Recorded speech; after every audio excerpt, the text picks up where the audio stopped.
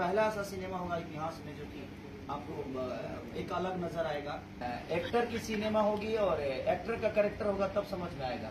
18 दिन नहीं नहाए थे, बाकी सब कुछ किए थे।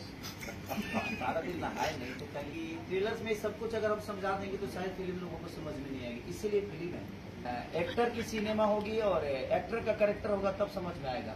हम लोग सिनेमा के कैरेक्टर ढूंढते हैं, लेकिन इंसान की कैरेक्टर अगर हम ढूंढ के चले तो शायद हर आदमी का अपना कहानी है, और उससे हमें अगर रोना है तो जैसे अनंत कमलेश की भी कहानी होगी।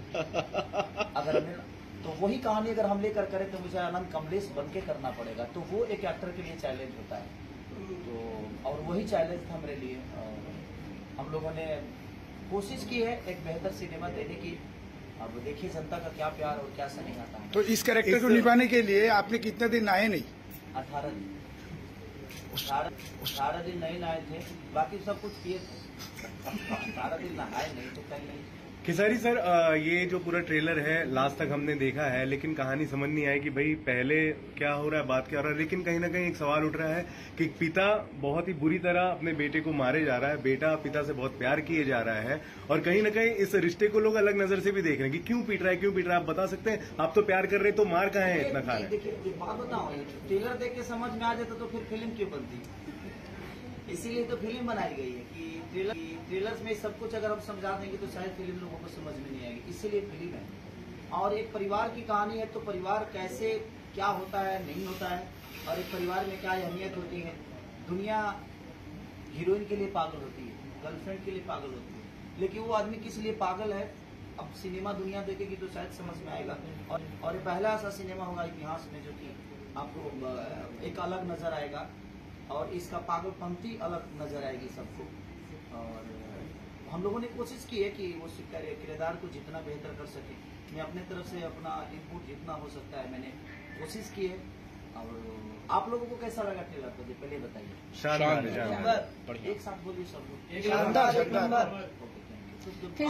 आईना हो, आप लोग समाज के आईना हो।